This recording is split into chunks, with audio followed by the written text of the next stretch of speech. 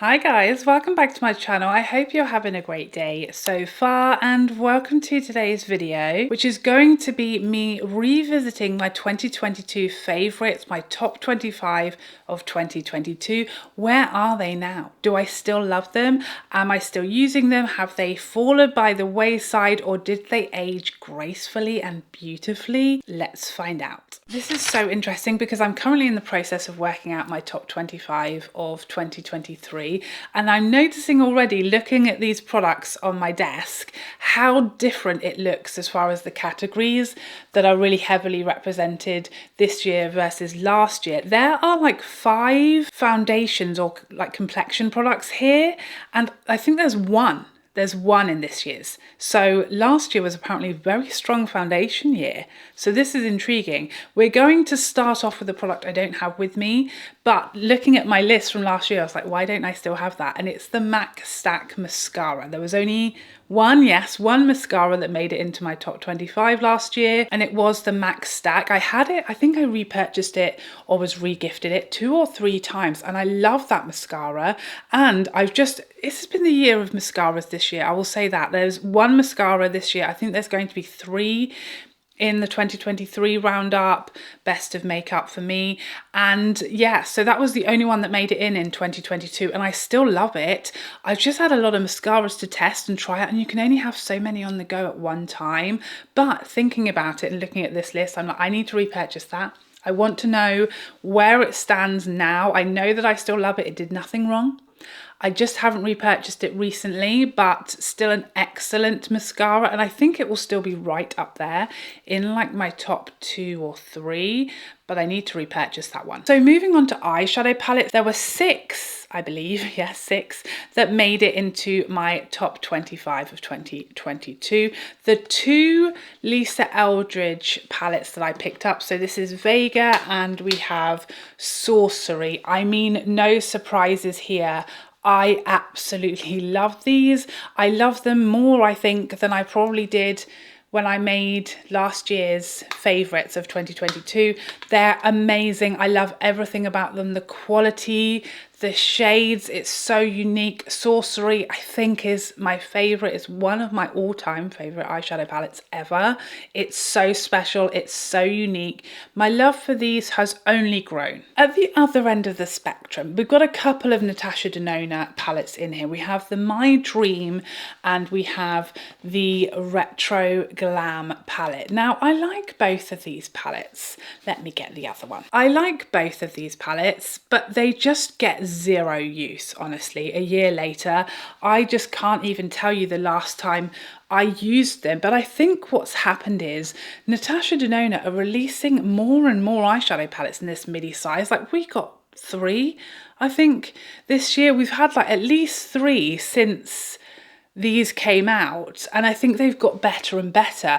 So as much as I liked this palette because it was kind of the first midi-size super wearable colour story that Natasha Denona had done, but then this year the I Need a Nude palette came in and smashed this one out the park. I way prefer I Need a Nude. It's much more my colour story, so this one is really just not going to get used anymore because I so prefer I Need a Nude.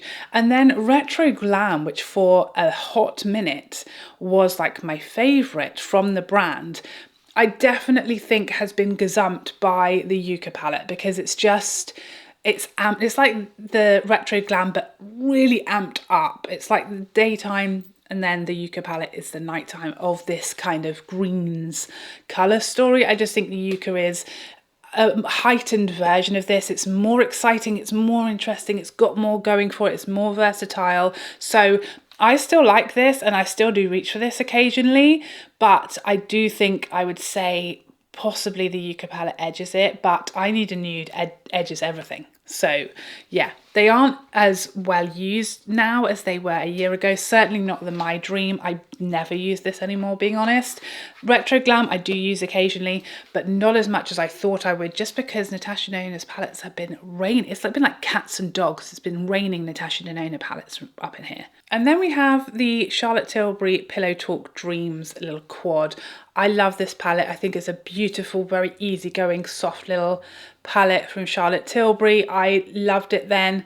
I still love it now. It doesn't massively stand out in my collection. It's not particularly unique or special or wow factor, but I always like it. I always think it looks really pretty on the lids, and I think it's really aged very well. I think if you pick that one up and you have a smaller collection than I do, and you're not always having to test and try new eyeshadow palettes, you'll probably still really, really love this. You get a lot of use out of that palette.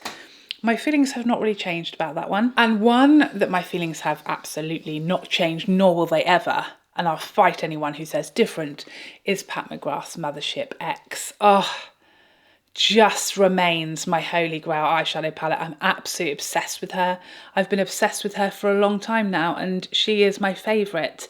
And I love her so much. It's just whatever I feel like doing, this palette can do it. And it's just me in an eyeshadow palette. You know, when a colour story comes along and it's just everything you want from an eyeshadow palette, with the mattes, the number of mattes, the number of shimmers, the effect of the shimmers, the colour story, everything is just made for me. And it continues to be the love of my life a year later. Wow, well done you. Next up, let's talk about this Bridgerton blush palette. I love the formulas in here so much. I never used this. I used it for quite a long time when it first came out, given the very annoying, hefty, impractical packaging, but I gave up on it fairly quickly. It's just too much of a pain to get out. I can't even keep it in my drawer with all of my other cheek products because it doesn't fit. So it's kept somewhere else, and for that reason it gets utterly neglected. It's just glorious. This blush was my favourite. It's so beautiful, but the impracticality of storing it and keeping it and getting it out, it just means that it just gets completely neglected. I wish I used it more. I wish it was in a more practical packaging because it would get a lot more use and a lot more love than it does. I need to pull it out. I'm going to use that. That is my resolution for this week. I'm going to use that because it's gloriously formulated, beautiful colours, just a pain in the butt. Two cheek palettes from last year, the Hourglass Tiger palette, which, oh, I don't know, does she remain undefeated? The Leopard palette is really giving this a run for its money, I tell you. I'm not sure yet which would win in a fight. Tiger versus Leopard, who would win? I guess Tigers are bigger, are they? I don't know. Leopards look quite hard to me. I think that would be a fight. I wouldn't like to see it, that would be horrible, but I'd like to know the outcome, you know? There are some good dents in these palettes, you know, for someone who sort of gets not very much use out of their makeup because there's so much and I'm trying so much all the time.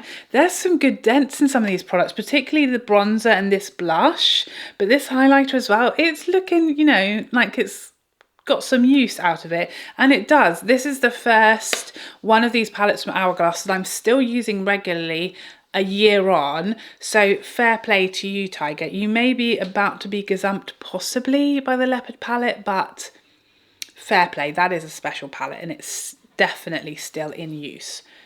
The Charlotte Tilbury Pillow Talk palettes, I have the light and the deeper one.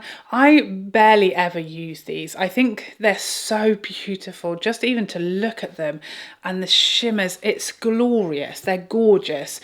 Nothing has changed. I think they're absolutely beautiful. I think I reach for these less often solely because they don't contain a bronzer. You know, if I reach for the Tiger palette or I reach for one of the other Hourglass palettes, but more so the Nudegasm palette or the Lovegasm palette that was brought back this year from Charlotte Tilbury, they have a full face, bronzer, blush, highlights. You know, I can use them on the eyes. I don't need eyeshadow. I can travel with them and they can do my whole face. So I will say that because this doesn't contain a bronzer, it does make it a lot less usable, and these I just really don't use them very much at all. I will say again, if you had a smaller makeup collection than I do and you're not constantly testing makeup, you would get a lot more use out of it. Of course, there's nothing wrong with them. I love them. I think they're beautiful. But in a collection my size, I've got like 20 face palettes, probably way more than that. I don't want to do the maths. But yeah, in my collection, they don't get a lot of use because they are missing a bronzer, which a lot of those palettes aren't. You know, the two that I mentioned from Charlotte Tilbury, I would pick over that one because they also contain a bronzer. The Rêve de Camellia highlighter from Chanel. Do I need to say much? Probably not. Still absolutely right up there with my holy grails. I absolutely love this highlighter. I love everything about it. My only regret or negative that I could say about it is the fact that it's gone forever and we'd like it back, please. Okay. I think the new coral highlighter, it might just edge it. I don't know. I'm still working on my thoughts and feelings about that. I'm still not 100% sure how it will work for me in the starkest of winter when my skin tone is fully at its most like palest, whether it will be usable on me as the Rêve de Camellia is, but we shall find out. It's going to be close, okay? The RMS blushes, I mean, need I say more? I don't know if there's anything further I can say about the RMS blushes. I've purchased more of them this year. That goes to tell you how much I love them.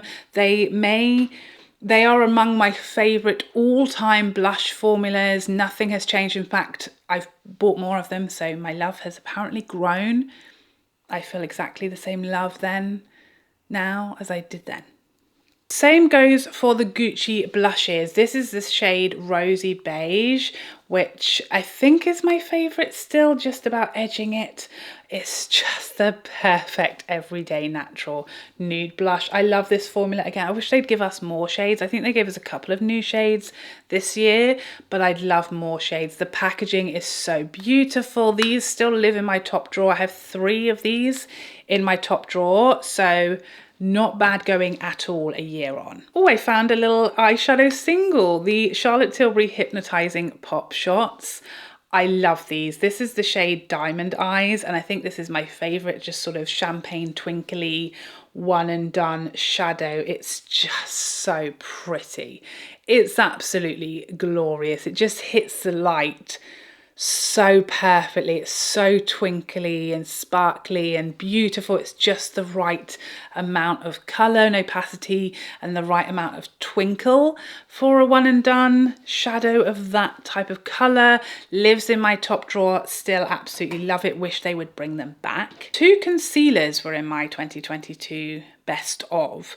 One, the Huda Beauty, which remains right up there. I think the Haus Labs now gazumps this one slightly. It has just that little bit more coverage, but this is still absolutely in my top drawer, used multiple times a week. It will always be, I think, a staple in my collection. Would still repurchase it and have done again and again. Absolutely still right up there. I think the Haus Labs might have just edged it for the superior coverage, but they are neck and neck. The Chanel concealer, so this is the SUBLIMAGE concealer with the absolutely horrifying packaging. I really love this concealer itself. It works so well. It covers really nicely. It's so natural. Got a really pretty finish, but the same issue I had a year ago is the same issue I have now, and why I just barely ever reach for it as much as I like the effect it gives. The packaging is just a pain in the bottom, and again, I can't remember the last time I used it. No need to tell you much about the Tom Ford primer. I can't believe this only came into my life last year. I feel like I've had this primer for years. I've been through 2 now. I think this is my 3rd one. That tells you everything it needs to, doesn't it? It's my holy grail primer. I really don't do my makeup without it these days. I sometimes force myself to use my Tatcha, which I love both the solid and the liquid Tatcha Silk Canvas, but this is my holy grail and has been for at least a year. Fair play. The Charlotte Tilbury Cream Bronzer, another product that I really need to go back to. I love this, and I still do love it. It's disgusting. It's got like a hair in it, but try not to look too closely. I really would have thought I would have hit pan on this, to be honest. It's definitely got a lot more product than I think it looks like it does and I expected it to have, but I think you just use such a small amount. I really love this. Whenever I use it, I think I need to use that more, but I think I just used it a lot and then started using other bronzers and experimenting with bronzers, and I've never really gone back to it, but this is definitely one I need to go back to, like the MAC Stack. It's sort of been forgotten, but not for any fault of its own. It's me, it's not you, it's me, okay? I need to remember that you exist and start using you more, because I think that's my favorite cream bronzer of all time. I can't think of one I like more, and it's beautiful, very easy to use. I need to remember that it's there. And now we had one complexion product and 4 foundations. First up, the Chantecaille Anti-Aging Skin Tint. I barely ever use this anymore, and the reason being that I discovered this year the Chanel Water Fresh tint, the original one. I don't think it was new out this year, but I discovered it this year, and it's just so much easier for me to use because this one is quite rich. I can only use this in the summer, and you can see I've used nearly half of the pot up, but the Water Fresh tint I can use all year round, whereas this one I can only use in summer, otherwise it's too deep for me and it will be like, I'll look crazy. So I can't use this in winter, whereas I can use the Chanel Water Fresh tint or the Hourglass skin tint that also came out this year, and I don't have that problem. They're much sheerer, you know, they don't have so much of a colour to them, that I can use them all year round. And the Hourglass has different shades, so I can buy a different shade if needs be. So that one has definitely, I'd say, been replaced this year. I'm sorry, but it's still nice. I still like it. It's just, I found others I like more. Foundations that I had in my top 25 last year is crazy because I know there's only one in this year. Last year was the year of amazing foundations, okay? So here are the 4. We have the Chanel #1, the Nars, what is she called? I can never remember the name of it. Light Reflecting, for goodness sake, Light Reflecting. The Hourglass and the Haus Labs. Those were the 4 that were in my top 25 of 2022. And these are like still now 4 of my all-time favorite foundations. I did my top 5 recently, and the Nars got gazumped and beaten out by the Prada, that is the one foundation that is going to make it into my top 25 of 2023. But the Nars is probably still 6th, and then obviously we have the Tom Ford, which came out many years ago. But these are all still absolutely in regular rotation. I've almost gone through my Hourglass and my Nars. I can't actually see, oh, this, the Haus, I think I can see it's about halfway used. This is fully empty. I've used up almost all of these foundations, even though I have them in multiple shades this year. I love them all still. They are still fully like my absolute favorite foundations. So it just goes to show how great they are. A year later, they're still my absolute, the best of the best. But 2023 was a really poor year for foundations, I'll say that. There were more fails than there were successes. And then there were 2 lip formulas in my 2022 favorites. Both are still absolute bangers and absolute favourites. The Hourglass Phantom Glossy Balms, my favourite gloss formula, I think, of all time. I still love them. I've bought more shades this year. The love affair continues. The perfect amount of medium opacity, glossy, non-sticky, very wearable, lovely chic packaging. Still love them, maybe even more than I did then. And as for the Dior Addicts, I mean, I think I've now got like 23. I've actually had to start keeping a list so I don't rebuy one I've already got. I bought a new one this week. The love affair continues. I think it still is my absolute favourite lip formula of all time.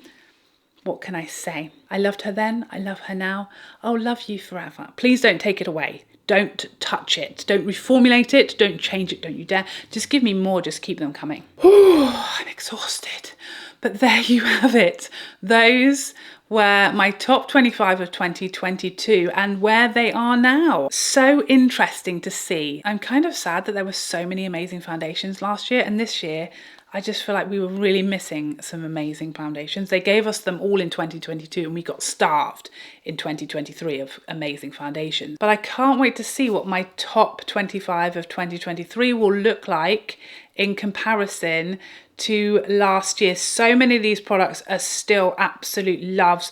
The vast majority of them are really frequently used, top drawer favorites still, many of them still holy grail status. So I feel like I made great choices last year, that's what I'm saying. But I hope you found this helpful and I would love to see you in the next one. Otherwise, take care for now. Bye bye bye bye bye.